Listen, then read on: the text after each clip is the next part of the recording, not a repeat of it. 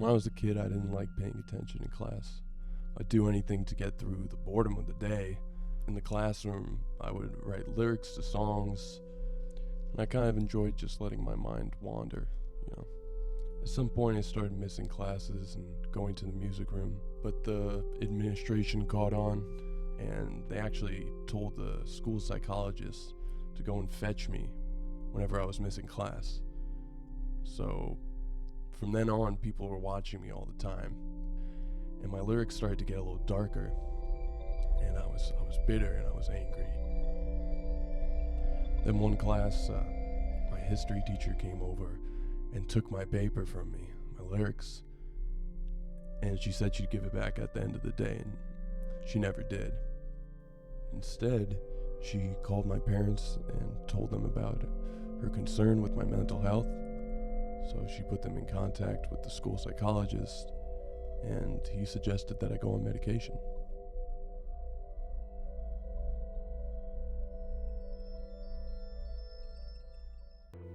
Then things really started to change. I was on at least 5 different medications. Each one had some side effect and affected the other. I didn't even know who I was, what my personality really was, because I was dampened by the effects of these medications. Some would make me go wild and be impulsive, and the others would just shut me down and I'd be depressed. Then one day I showed up back at school and they had locked the music room. After a while, I was starting to feel like everyone was trying to withhold me from my ambitions and didn't want me to express myself. They just wanted me to fit in or something. So I went to the music room and I broke in. I put my hand through the glass and, tried to get through, and eventually I did. I climbed in. There was blood all over the ground and on the glass and the door, and it ended up having to be a huge expense for the school. They charged my parents $1,300 to fix it. After a while, things really started to go downhill. They thought I was a lost cause, so they kicked me out, and I went on to the next school. And when I arrived, it was this preppy school in the city. I didn't belong there. I started getting really addicted to my prescriptions. I even started snorting them in class, and they wouldn't have that, so got kicked out of that one too. Goodbye. Then I ended up at this school called Fusion, which is like a one-on-one teaching style, where it's only the student and the teacher. Yeah, I got some good stuff right here. Yeah, want to try it out first? Oh yeah, that's good. That's very good. You want to try it?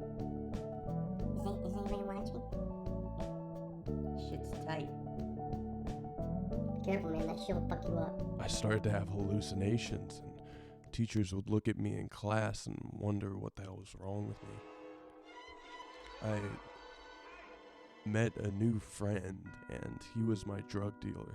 Don't be His a name was bitch. Joe. You scared? Joe was the type of guy who would do anything to get high. Couldn't really trust him. For some stupid reason, I started hanging out with him. He told me about these raves. Nice. And Thank you. when I'd buy, There's a little pinch. he would lure me in. Good. Make it sound like Now it was a you. once-in-a-lifetime experience. Joe, I don't think I'm ready You're for fucking this. ready as you'll ever be. We went about like a dozen times or so, and he would pick up cigarettes from the ground in New York City and smoke them. I remember one had like a thick stain of purple lipstick on it. It seemed fresh, and he didn't care. He looked like he even enjoyed it. The last time we went out, I didn't really have hope for much of anything regarding the future. I basically just agreed to waste myself and harm my body. I just started to feel so dampened and dull. I felt soulless. And at that point, you'll basically do anything to feel something. It was around 3 a.m., and we heard a piano in the distance. Some, homeless guys were crowded around a piano, somewhere near Astor Place, I think. And they sounded incredible. Me and Joe went over to them. I started talking to this guy, Jerry, who I still know to this day. He started to sing Bohemian Rhapsody. He sang the whole thing. And after about a minute in, you had half a dozen hobos on the side of the street at 3 a.m.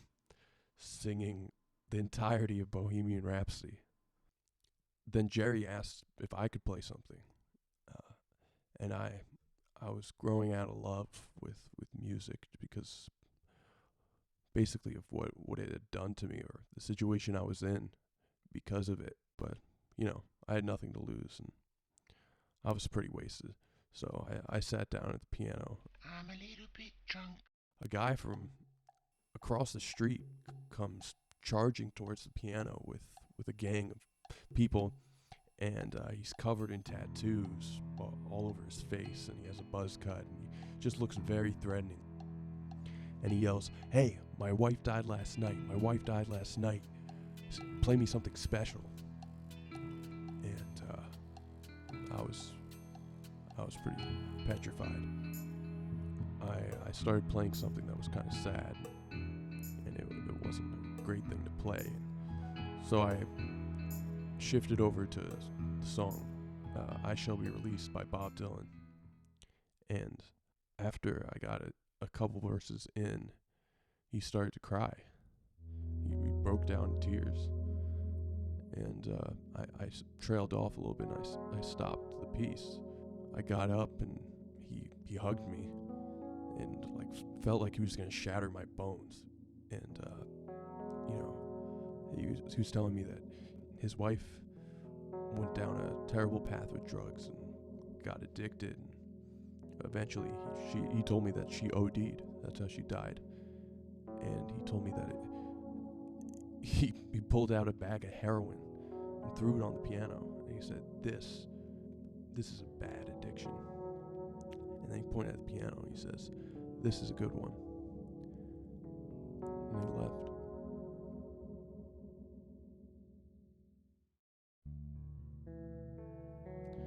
And I didn't see much of Joe after that. Didn't want to. Started picking up a guitar and playing drums and even a little piano.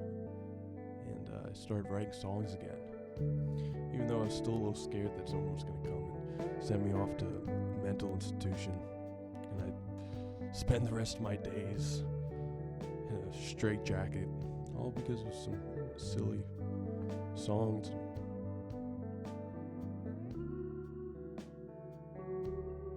And man, what a snowball effect.